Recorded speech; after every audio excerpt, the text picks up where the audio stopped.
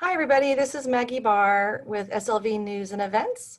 I'm here today on our webinar series to talk to you and our audience here about the Small Business Administration loans for homeowners. On the call today, I'd like to introduce Wendy Harris on my team. Say hi, Wendy. She's going to be here helping out with the Q&A section. So if you have questions, you can put them in the Q&A window, and we'll keep an eye on those and get most of those answered at the end of the conversation. Our speaker today is Kevin Wynne from the Small Business Administration, and he is the regional manager for this area. He's also an expert on disaster loans with the Small Business Administration, and these loans are both for homeowners and for small businesses. So I didn't even know they did loans for homeowners. This is all new to me too, which is why we brought him on here. This is part of a series of webinars that the San Lorenzo Valley News and Events Facebook page is hosting to help folks out who have been affected by the fires, either with total loss of their homes or partial loss. So we have other topics in the webinar series, like how to work with insurance adjusters, how to rebuild and design new homes, how to clear your lot. But today we're focusing on financial assistance from the Small Business Administration and how that interplays with other financial assistance from the U.S. government, such as FEMA. So Kevin, I'm gonna let you take over. Would you like me to put your slides up, or did you want to introduce yourself first? Yeah, I'll introduce myself, Maggie, first, and we'll put them up. I can't hear you. I lost your sound. I lost it. Oh, never mind. I think you're okay. I lost my sound. You're okay? Okay, go ahead. Sorry. All right, test. You okay? Yeah, I'm good now. Good. Thanks, Maggie. Good morning, and good morning to the attendees as well. And thanks for having me on. What you mentioned is something we hear all the time, is that folks don't know that when there is a declared disaster, the SBA, the Small Business Administration, does come in and offer loans to homeowners, renters, businesses of all sizes, and most private nonprofit organizations. It's the only loan program within the Small Business Administration that offers loans to homeowners and renters. Most of the time, or all the other times, we offer loans to small businesses. After floods, earthquakes, hurricanes, especially wildfires and other disasters, SBA disaster loans are the primary source of federal assistance to help private property owners pay for disaster losses not fully covered by insurance. SBA disaster loans are available to, as I mentioned, to businesses of all sizes, the private nonprofits, the homeowners, and the renters. And when we say not fully covered by insurance, that means that you can be uninsured or even underinsured and not have any insurance at all, and I'll go through that on the slides. But as long as you can register with SBA and fill out an application, we'll be more than happy to see if we can give you a low interest loan. And Maggie and I have come up with the plan, attendees, to discuss what we're going to do. I'm going to do a PowerPoint presentation, and Maggie was kind enough to send me a list of questions that I will answer following that, and then we'll take Q&A from the audience as well. So we'll get started on the PowerPoint now, and here is our slide. Here's our PowerPoint presentation. Next slide, please, Maggie. As I just mentioned, that we're the primary source of federal assistance. So this is with FEMA and everybody else involved. SBA gives or approves over 80% of our home loans to homeowners and renters in declared disasters. We do help the business community as well, but a lot of homeowners come to us, and as Maggie mentioned, you know, people find out about this if there is a disaster, which is unfortunate, but that's just how it goes with disasters. There's a wildfire or a flood, all of a sudden SBA is there to help you, and Maggie was kind enough to invite me on to let folks know that we do help the homeowners and renters. Now, is there a problem with the header on this? Is it crooked for you guys, or is it just? It's okay, Maggie. I can handle it. As long as okay. I can see it. It's kind of crooked. It's overlapping. No problem. Okay, because I was going to save it as a PDF if you needed me to, and then show it as a PDF instead. And like I mentioned, there are low interest federal loans to the businesses, the nonprofits, and the homeowners and the renters. Next slide, Maggie, please.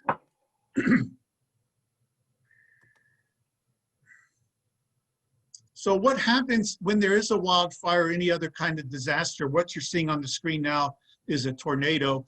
The state requested a preliminary damage assessment from the Federal Emergency Management Agency, and SBA participates with FEMA. That's their acronym that I'll be mentioning.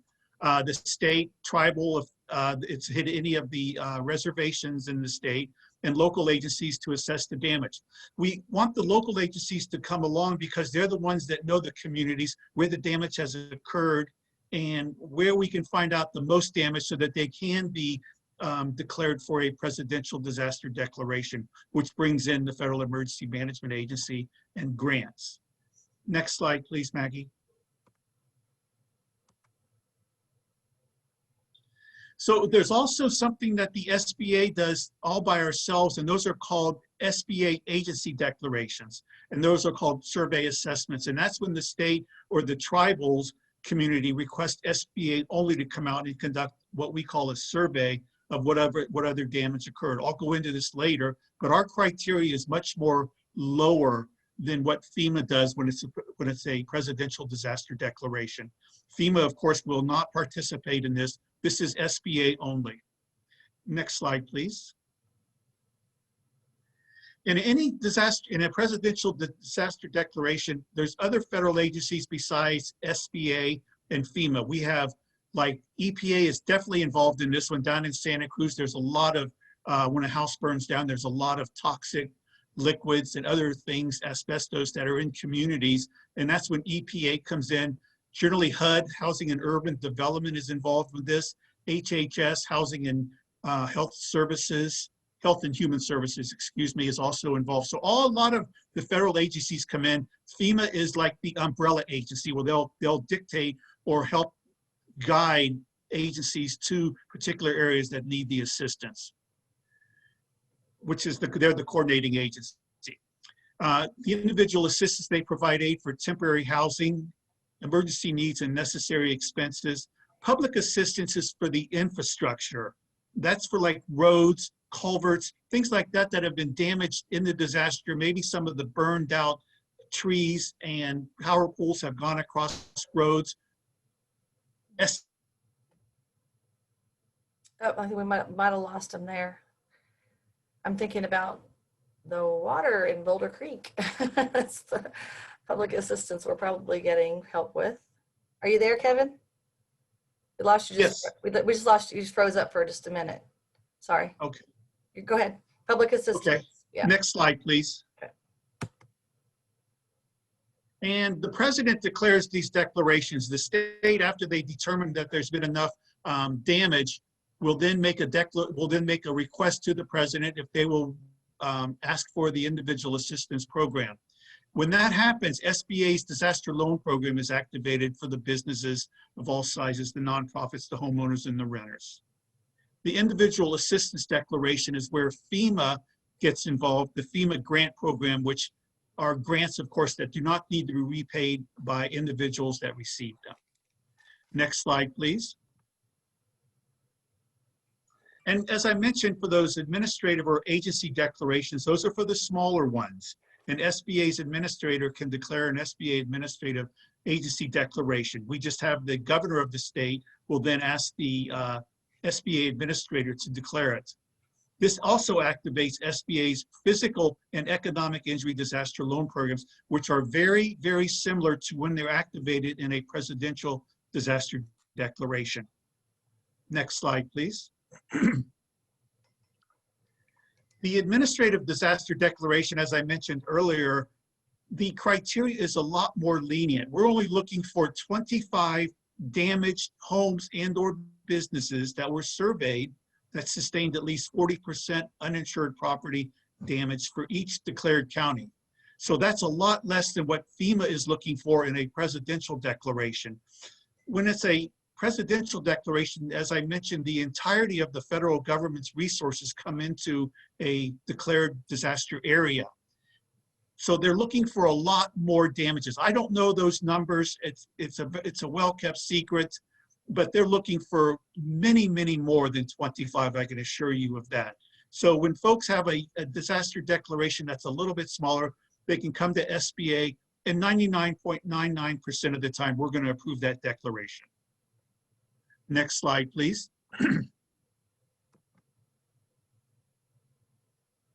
And as I mentioned, for the public assistance, that also has to be declared by the President of the United States. When they declare the public assistance, SBA activates our disaster loan program for certain private nonprofits that provide essential services of a governmental nature. And what that means is like soup kitchens, things like that, churches that have volunteer agencies.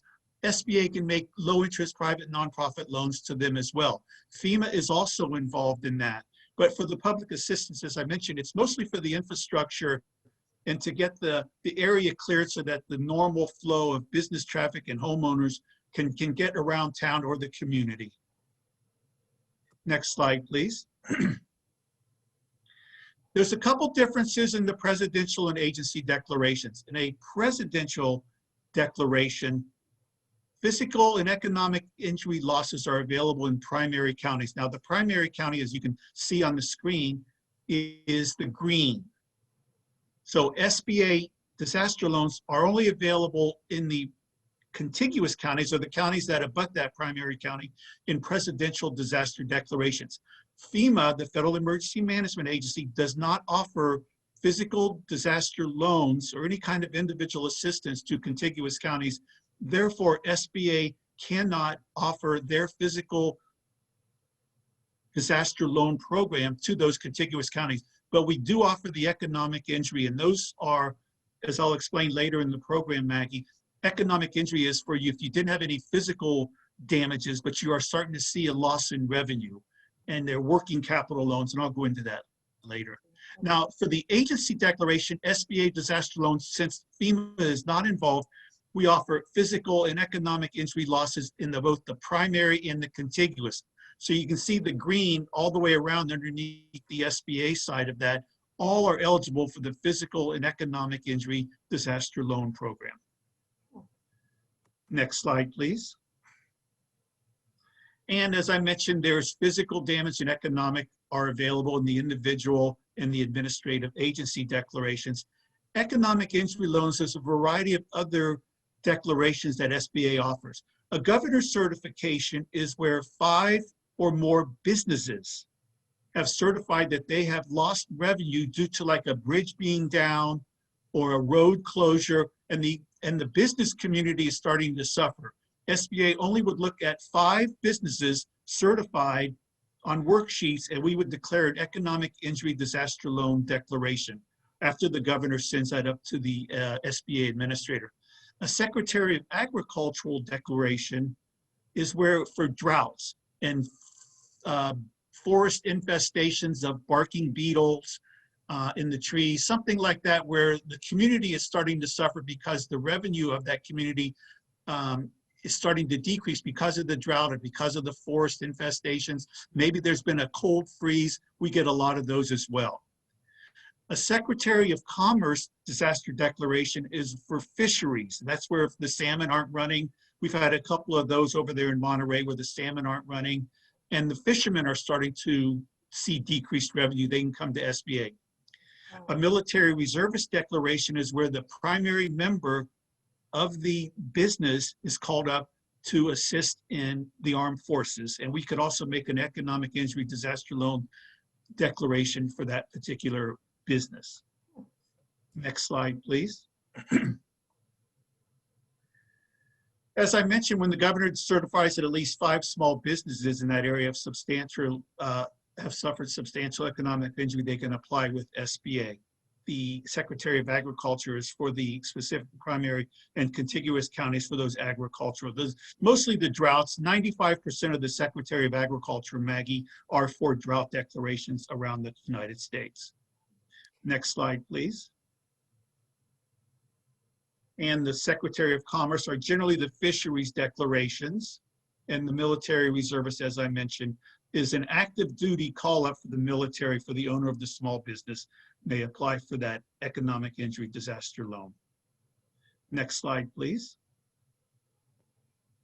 So as I mentioned, they're available for physical damages from the declared disaster to non-farm businesses, homeowners, renters, and private nonprofit organizations. Generally, the farm businesses go to the United States Department of Agriculture where they can receive disaster assistance from the USDA for any kind of farm kind of business. Their fields, tractors, things like that have been all that have impacted in the disaster. as I mentioned, 80% of SBA disaster assistance loans go to homeowners and renters. Next slide, please. And economic injury disaster loans are also available to small agricultural cooperatives, small businesses engaged in aquacultural, and most private nonprofit organizations. And those working capital loans, they're even if the businesses don't have the physical damage, have any physical damage, but what they are is they're not loans to replace lost revenue.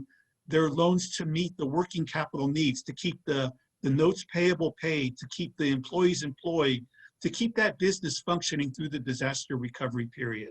So this is what's already been happening with COVID, right? Yes, exactly. And we have done $33 billion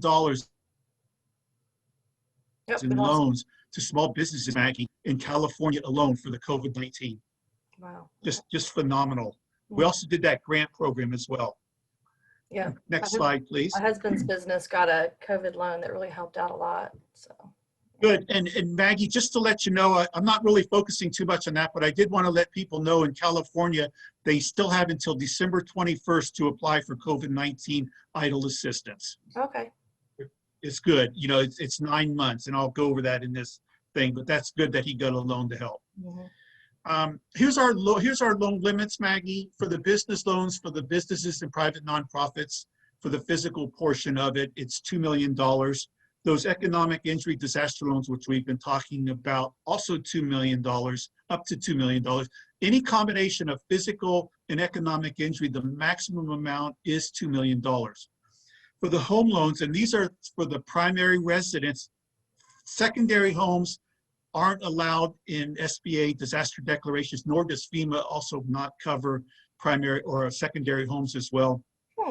I didn't know that. So those are up to $200,000. Yeah, and that's kind of unfortunate because there's a lot of secondary homes up in these forests, you know, that are being affected by this. And hopefully those folks have insurance because they're not covered by any kind of federal disaster assistance program.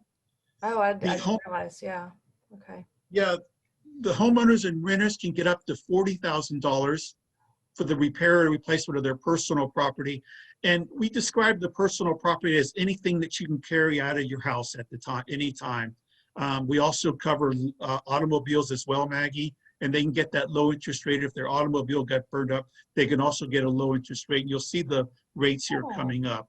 Yeah, I've heard that some insurance companies aren't covering work computer equipment if it's more than a certain dollar amount. Like my husband has a computer business, and we work out of the house, and so all of his computers equipment wouldn't have been covered. But it sounds like that counts as personal property, right? So might be able to work it out through. By all means. Yeah. Okay. By all means, Maggie. Anything uninsured or underinsured, up to $40,000, and we have loss verifiers that are doing the verification of the disaster damaged property. But yes, that'd be considered personal property. All right. And then the mitigation, it says business, private. What is that? How is that different? Business, private nonprofits and homeowners, they're all eligible for mitigation. What that is that if we will offer 20% or more, 20% of a verified physical damage of a loss, but that's to put on a roof that is then fireproof roofs. If it's been a flood, we'll give retaining walls. If there's other floods, we'll put sump pumps in. Those are mitigation measures to prevent the future loss of any of that kind of disaster. When it happens again in the future, you're then covered. So that's a lot of folks on top of the other 200. So I guess that could be a total of 400,000 if you took advantage of both of those. Yeah, well, no, if they get 20%, say they had $200,000 in losses, if their house totally burned down, they could get $40,000 in mitigation measures additionally for the loan help. Right. So it prevents it in the future. Okay. It's a great little program. You have to be approved with SBA, but it's still good. Okay. Now our insurance requirements, we want you to maintain insurance after you're approved for the loan. Hazard insurance, of course, is if you had a fire, we're gonna request that you do have the fire insurance going forward, flood insurance, is for properties located in special flood hazard areas. Those are for down like in New Orleans and Houston, areas like that that need that flood insurance. Right, and this is not, this isn't talking about insurance on the past claim. You're talking about the future going Yeah, forward. yeah, just for the SBA loan, yes. Okay. Are you going to talk about how if you already have an insurance claim that the SBA only covers the difference between what insurance covers and your total loss? Right, that's the uninsured or underinsured portion. So if Right. you had $200,000 in losses and your insurance company only covered $100,000, you would be eligible for a $100,000 SBA disaster assistance loan. Okay. That's how that works. So we don't duplicate benefits from the insurance company, nor do we duplicate benefits from FEMA. So anything you get from us, would be less any insurance you've received from your insurance company. And how do you know what FEMA is going to give? How do we figure that out? Are you going to cover that too? Like if you're getting. Yeah, I can go over it now. What FEMA does, like say you get $30,000 from FEMA, you had like $200,000 in losses. You get $100,000 from your insurance company. FEMA authorizes a grant of $30,000. That means you would be then eligible for a $70,000 SBA disaster assistance loan. FEMA and SBA, we work together so that we don't duplicate each other's benefits. Because I heard that FEMA won't tell you what they can give you until after you apply for the SBA, figure out what that loan's going to be, then FEMA will tell you if you cover the grant. Is that right? The sequence? No, no. No. FEMA works separately from SBA, but they do recommend the applicants to come over to SBA. So how does FEMA know what SBA is not going to grant? What SBA loan, you know what I mean? Like, Yeah. It's a chicken and egg problem. First, you have to apply with the SBA first to see what you get. And then that's the only way FEMA will know what the SBA won't cover. Well, right? what you do is you apply with FEMA first, and then they authorize what they're going to give for you. And it works hand in hand. So you apply with FEMA. If they say, well, we're going to give you $30,000, and in the meantime, you've already applied with SBA, we're then going to deduct that from our offering of a loan to you. Oh, I thought it was the way around. They're separate from us, but we work hand in hand to get the homeowner and or renter back up and running again. That's better. So we don't wait for what. Yeah. Okay. Yeah, that's better. We don't wait to see what FEMA does. I thought someone told me that FEMA would not give them a grant until after they tried to get the SBA loan and failed. That's what No. So that's good news. Yeah. That's not happening. Yeah. So, and that's one of the first things in disasters, Maggie, are rumors. So the key thing is to apply with FEMA and just follow the path. Yeah. And they'll tell you what they can do for you. They're going to probably send most of the folks over to SBA to apply for a loan, a low interest disaster loan. Fill out the application. If we decline you, we send you back to FEMA. But let the process work out. Don't listen to what other people are saying that FEMA does this and FEMA does that.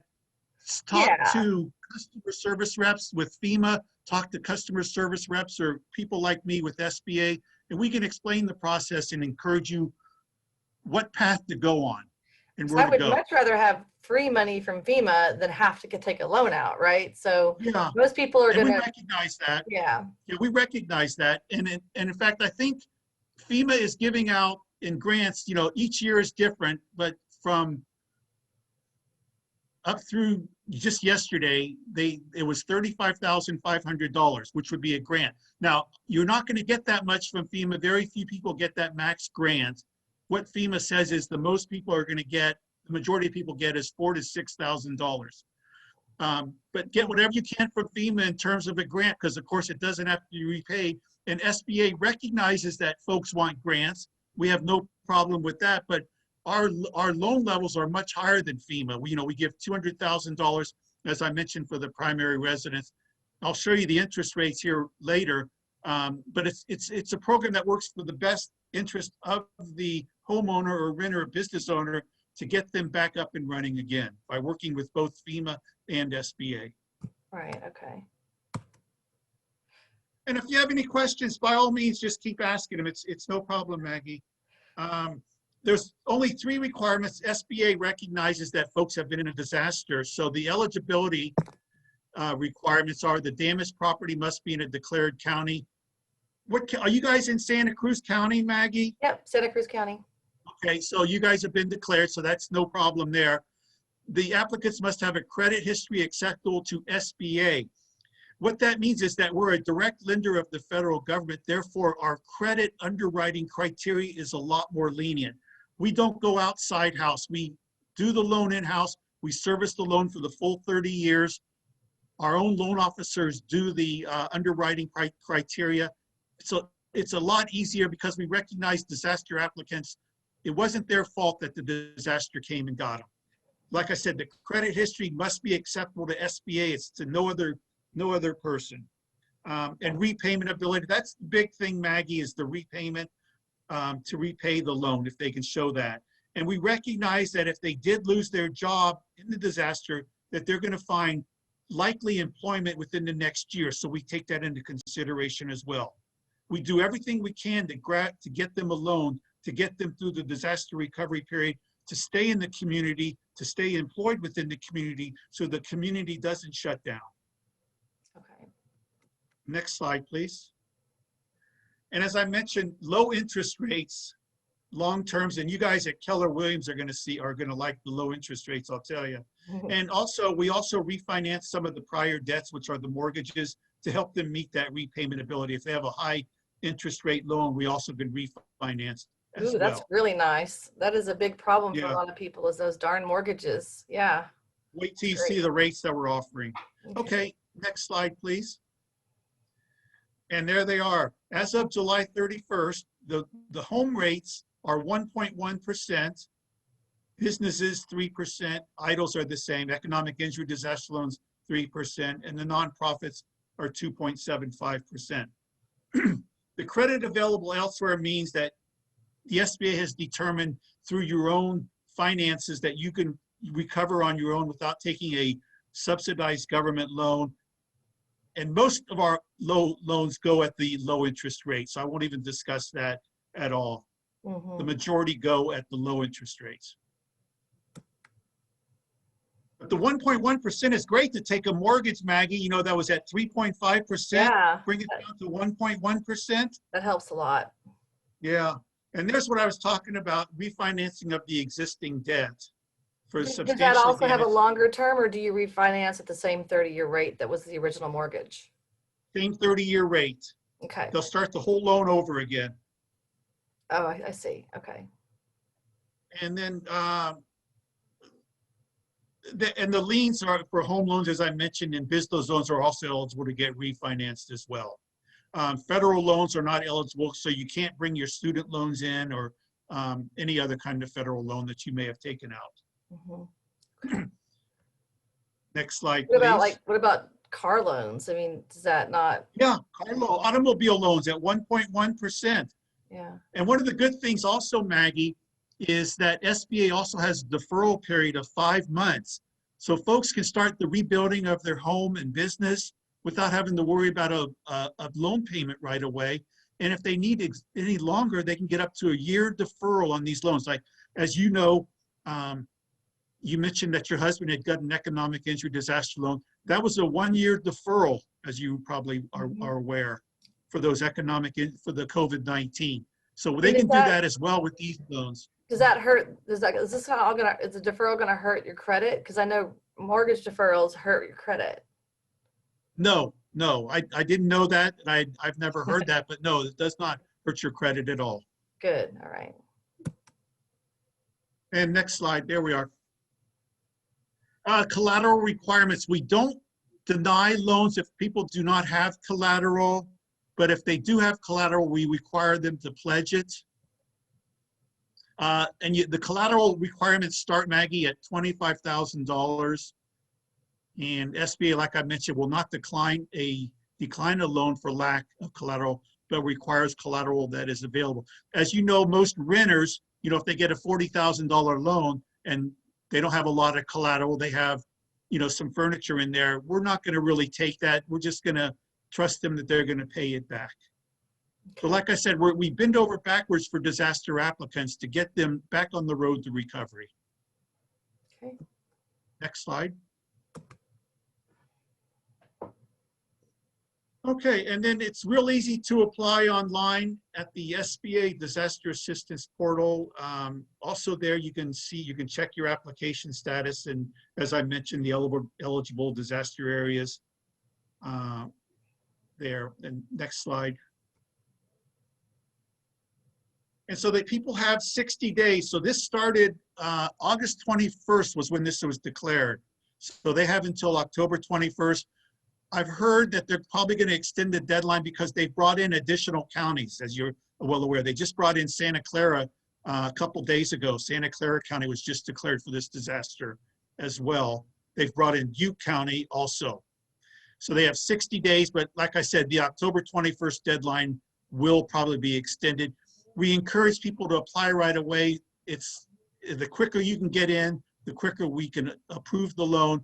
Generally, Maggie, it's a 10 to 14 day turnaround time for home loans. For business loans, we recognize that it takes a little bit longer to get your financials together from your CPA. So we give them 9 months from the declaration date for the economic injury. So I've got a question And as I about mentioned, the, I guess a collateral question, because with a construction loan, if someone just gets a construction loan to build a house, the lender keeps track of that construction. They want to make sure the house is actually getting built. They check in to see where you are. It has to be built within a period of time, like 2 years. Is that the same here, or do you just hand them the cash and just do whatever you want with it? that's the same here. It's just like a construction loan. Like I said, we give that first $25,000 and then they just provide receipts back to us. We have a loss verifier that monitors the building. We don't have a necessary set time that they have to have it rebuilt. Each case is different, but it's just like a construction loan. They spend the first $25,000 in repairing or replacing the disaster damaged property, send back receipts, and we'll make another disbursement. So I know with permit process, it could take up to a year just to get the permits. So yeah it's good to know that. And we also, right, and we also, if there's code updates or code upgrades, SBA will take that into consideration as well and make loan approvals for that as well. So if somebody has insurance and they haven't received any money and their adjuster hasn't told them when they're going to be paid, how would the SBA determine what has or will be paid by the insurance? That we encourage everyone to apply as quickly as possible. Even if their insurance hasn't settled, we'll take insurance proceeds going down the road, Wendy. But we encourage them to apply, even if they haven't received any insurance. Apply, get your SBA disaster assistance loan and the money flowing to you, and then we'll take the insurance proceeds down the road, and they'll see that in the loan authorization agreement. So when their insurance does pay out to them, they just use that to pay back a portion of what they got from the SBA? Yes, ma'am. That's correct. And then we have but at least they get the money up front. Oh yeah, absolutely. That's very helpful. And then one of our attendees has some questions about how this works with an HOA. She said, I live in a condo with an HOA. I have renter's insurance. Am I considered a homeowner or a renter? We own our condo, but technically the HOA owns the exterior walls and common areas. And then the second part of her question. Okay, well, so she's. Yeah, that would be considered a homeowner. And we have a special group for homeowners associations. So they would apply as a homeowner from the walls in, and then the HOA would have to apply from the outside. Okay, that was the second but yes, question. they're considered a homeowner. That was the second question, was if there were any loans that the HOA is eligible for under the mitigation loan. Yeah, well, they'd be eligible for an HOA loan, which they could apply for the HOA itself, and then they could also get mitigation measures as well once they're approved for the SBA loan. Thank you. Oh, great. So two people getting the loan, the HOA and the homeowner, or the condo owner. Yeah, very cool. Yes. And as I mentioned, Maggie, FEMA will extend the deadline. And if they do extend the deadline, Maggie, we will extend it as well with FEMA. As I mentioned, FEMA is like the umbrella of all the federal agencies. So if FEMA determines something, SBA will always follow along with them. Mm-hmm. Okay. There's a 3-step process how about the disaster assistance loans. This first step is you apply for the loan either online. they're not doing it in person anymore because it's a virtual environment. So the online is the way to go. And you're probably aware of that, Maggie, because that's what your husband did. Yeah. And the second step is the property is verified and the loan decision is made. That's where a loan officer will call you to determine your repayment ability, your credit worthiness. We already know you're in a eligible zone because that Santa Cruz County has been declared a disaster county. And like I said, our goal is to arrive within 2 to 3 weeks, 10 to 14 days. The quicker you get your application in, the quicker we can make that decision. And the third step is the loan is closed and the funds are dispersed. And as I mentioned, physical damage, $25,000 will disperse to you, and economic injury, the working capital, $25,000. And we assign a case manager to work with each loan approval so that this facilitates, and that's where the construction loan comes in, Maggie. You'll send your receipts back to the case manager. They'll go over that with the loss verifier and schedule your next disbursement to keep the rebuilding of the disaster damaged property going. Mm-hmm. Next slide, please. One of the great things that SBA offers are our resource partners, and this is for basically for the business community. We have SBDCs, which are small business development centers. They're in most of the community colleges, especially around California, but also around the country. They're in the colleges and universities. Women's business centers, which aren't strictly for women. Other folks can go there as well. SCORE, which is the Service Corps of Retired Executives, and the Veterans Business Outreach Centers, which are for the vets that have come back. And our, They help you stay in business. I was about to say, our Go ahead. SBDC is in Cabrillo College, if anyone's curious. It's a Yeah, and I've been down to that one. That one's nice. And if they want to, Maggie, and you can have Wendy do this as well in the chat, if you go to sba.gov/local, that will give you all the resource partners in that area where you're at, and you can choose whichever one you want to go to. But that's how you find out who's in your area. You mentioned Cabrillo College. That's the one down in your area in Santa Cruz County. Mm-hmm. One of the big things is disasters have a way of impacting business plans of small businesses. So we encourage you to go to the resource partners to figure out additional ways of getting revenue. If you do get the SBA disaster loan, it's a great way to talk to these folks who have had experience before and figure out how you're going to spend the money, what new services you can provide, what you need to do. You mentioned your husband had lost computers. This would be a good way to find out what different ways he can use the money for to get different computers or what he can do. It's just a good way to talk with people, and all these counseling folks are all free of charge as well. We didn't actually have the fire inside our house. We got super lucky all around us, so we didn't lose any computers. But I did sign up for that for the COVID loan for him. And the nice part about it is SBDC has a newsletter that they send out. So even if you're not going to go to get services from them for free for your business, you can still sign up for the SBDC newsletter. So every time new things come up regarding the fire loans or the COVID loans, they kind of keep you in the know. They have webinars there too that are very interesting, especially if you have a small business, and they're all free. So it's a good idea just to get on their newsletter list. Thanks for the plug, Maggie. That's great news. And I'm sure that the business people on here will appreciate that. Yeah. And the great thing is it's, SCORE, like these are retired executives who have a lot of business knowledge. And so that's great. Next slide, please.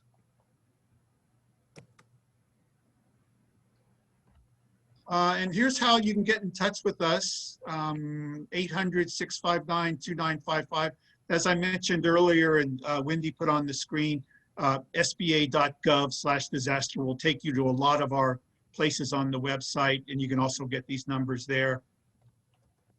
But just go there, and all right. you can go to the next slide again, Maggie. Questions? Yeah, and questions. Let me answer a few of the questions that Maggie sent to me, and then I'll take some more from from Wendy.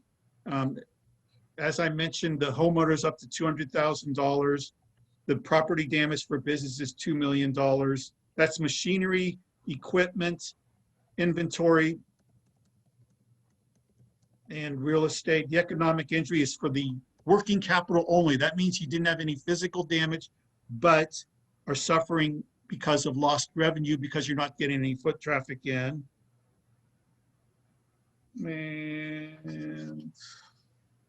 And no, and Maggie asked me this, and I've told her before, but let me emphasize it again, is that FEMA does not assist businesses.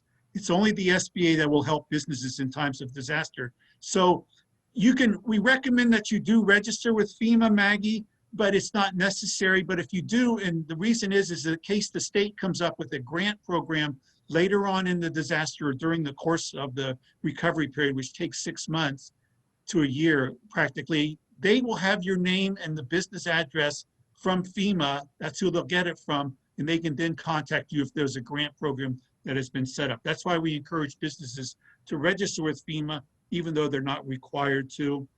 So even if you work at home, even if it's like a craft business or woodworking business or something like that, and your home was destroyed, then normally it wouldn't be covered by FEMA, but it might, so register with them in case new grants come through. Right, well, yes, so your home would be, Maggie, but the business portion would not be. That you would then be referred over to SBA for that. But FEMA would still help you with the other portion of your home. Right, okay.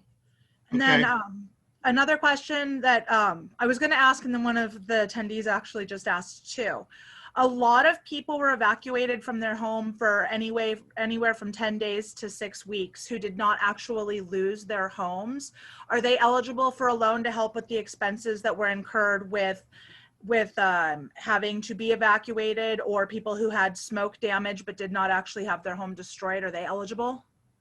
Yeah, we don't do loans for things like that. That's where FEMA comes in. They need to register with FEMA and explain that to FEMA what they did when they had to evacuate.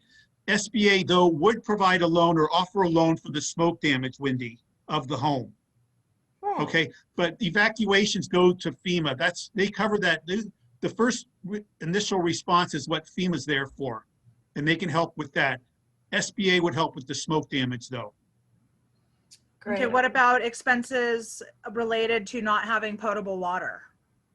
Would that fall under with the smoke damages or FEMA? Yeah, well, that would go with FEMA, not having potable water, okay? But if it's a damage to the primary residence or the primary business, SBA can come in and offer a low-interest loan for that as well. Yeah, the water is an interesting puzzle because insurance doesn't cover you for living somewhere else because you don't have water, but some people can't live at home without good water for health reasons or whatnot. So you're saying that if they decide to live somewhere else until the water's available, that might be covered by the SBA loan or FEMA? No, SBA would not cover that. Maggie, what they need to do is register with FEMA, okay. disasterassistance.gov, and FEMA can make adjustments to their living for that. They may be able to put them up in a hotel or some other type of residence or living arrangement. But not reimbursement. FEMA would help with that. But not a reimbursement for a place that you pick on your own. Register with FEMA and they'll help you with that. I don't know how they would do that, but that's the thing with that. FEMA's primary goal, Maggie and Wendy, is to make folks safe and sanitary again, right after the disaster. If it's not safe or sanitary to live in their primary residence, FEMA can make arrangements for them to go someplace else. Right. That's the key point, though, is to register with FEMA, and I'll give you the web address here real quick. Disaster, DISASTER, assistance.gov, or here's the 800 number, 800-621-3362. So the first thing they should do is register with FEMA, and that opens the door to all the federal programs. And then once they register with FEMA, they can say, hey, I don't have potable water in my home. I can't live here. FEMA will take that into consideration and begin helping them. Okay, good. Yeah, it's right. So confusing. Did you get the 800 number? I don't think 800-6. Wendy, can you type it in? Because my I'm working on it. What do you, 800? 800-621-3362. And that's to register with FEMA? Right. And Wendy, let me tell you something. And it's just this.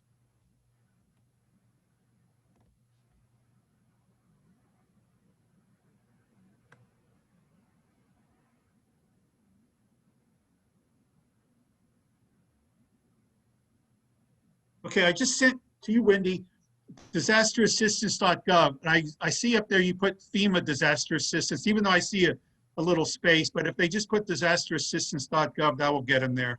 Mhm. All Got it. right, I'm not trying to be weird, but it's just, yeah, I wanted to go straight there. But yeah, if they register with FEMA first, and that opens up the door to all the federal programs, not only FEMA, but SBA, EPA, HUD, all these programs will then become eligible to these folks. And that's where they can say, as I mentioned to Maggie, if they don't have potable water, FEMA will take immediate action to get them out of there, because that's not sanitary to be in a primary residence without potable water. Mhm. Yeah, that's going to be a long-term problem in our local area because some of the water companies' equipment was destroyed. Over $10 million of equipment was destroyed. So for some areas, it could be up to a year. So Yeah, we just had somebody call in. They were from a homeowners association, Maggie, and they wanted to know if they could get SBA disaster assistance, and they can because they're a HOA, but they own their own water. mhm. Brazen Creek or something like that. They own their own water system, and so they would be eligible for a low interest because they're a private nonprofit. But yeah, there's a lot of water problems in Santa Cruz. Okay, I've got one. My husband, being the engineer, wants to buy a fancy water filtration system to filter the benzene out of our water, which is why we're not supposed to drink or boil our water.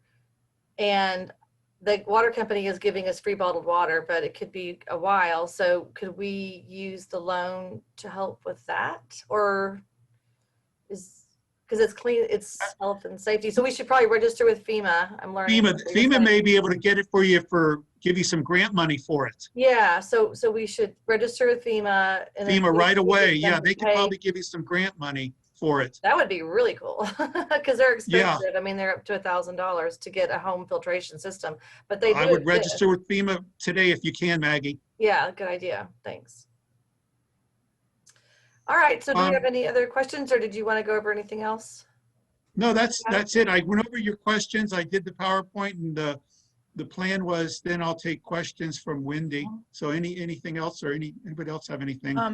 Anybody else? Here's your last chance. I think we've covered everything that came in through the Q&A and chat. Okay, That was mostly about the HOA questions. I think you've done a really good job covering everything else. Yeah. So the thing I'm going to leave you with then is to register today for everyone on the line and all your friends. One of the things I mentioned to Maggie before, I don't know if you're on, Wendy, I'm going to be addressing the Board of Supervisors in Santa Cruz on Tuesday. And one of the things they didn't know was everybody in Santa Cruz County should register with FEMA. Every business, every individual, because everybody's eligible. Let FEMA or SBA determine if you've have any disaster damage.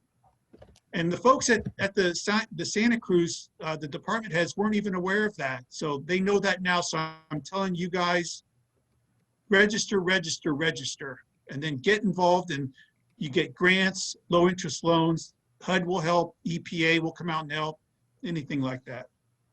Okay, great. And someone asked if they could get a copy of the slides emailed to them. So yes, if you want me to email them to you, just send me an email, maggiebarr@kw.com. And also on the Facebook page for this event where we were promoting the event, I'm going to add a link to this video so that you can watch the video or share it with your friends. And then on that Facebook page, I'll also put a link to a Google Drive page with the slides on there so that you can access the slides as well. Yep, this recording of the Zoom will be posted. And the link will be on YouTube too. I've started, instead of using Zoom to host the recordings, which gets pricey after a while, I figured out a way to share these recordings on YouTube so that you don't have to have a password, and it's a lot easier to share around with your friends on Facebook and that sort of thing. So keep that'll take a while. It takes a while for the file to be processed, so a few hours before that'll show up on the Facebook page. But you can also email me directly if you want more information about the YouTube or anything else. Okay, well, I think that's it. Yeah, thanks. Yeah, this has been fantastic. Thank you, Kevin. This was a lot of really Well, amazing information that I don't good. think a lot of people are familiar with, and I think it's going to help people a lot. And Kevin, Wendy or Maggie has my email. I was gonna. So Kevin, any questions, just give me a holler. All right. and Kevin, you're going to be presenting to the Board of Supervisors too. You said on Tuesday, is that right? 9 a.m. And FEMA will be there as well. So if you guys want to listen in, I'm going to send you the link, Maggie. Okay. But then you'll hear the FEMA programs. Okay, good. So I'll share that link also on the Facebook page so that you can watch the Board of Supervisors meeting live, where both Kevin and FEMA will be presenting there. And so I'm sure they'll get questions as well. Yeah, and there'll be public assistance folks as well, Maggie. Oh, good. Okay, great. All right. Well, thanks a lot, Kevin. We're going to sign off and we'll be seeing you soon. Maggie, thanks, All right. Wendy. Thanks, guys. Bye.